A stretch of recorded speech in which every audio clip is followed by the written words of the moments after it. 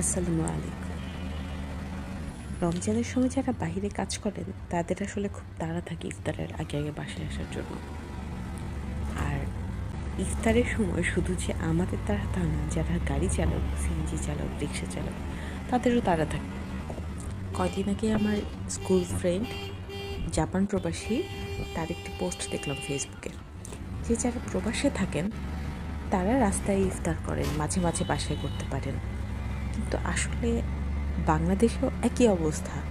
কারণ হচ্ছে শুধু প্রবাস লাইফ না, বাংলাদেশে যারা ওয়ার্কিং ওম্যান আর মেন, তারা কিন্তু রাস্তায় ইফতার করার সুযোগটা বেশি। কারণ হচ্ছে অফিস শেষ হয়, অফিসের কাজ বন্ধ করে সব গুছিয়ে গেছে রেখে দেন গাড়ি পেতে এত লেট হয়।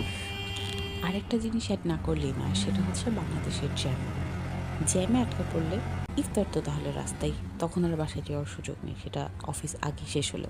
তাই প্রবাস লাইফ হোক আর বাংলাদেশ, বাসায় ইফতার করার সৌভাগ্যের ব্যাপার আসলে।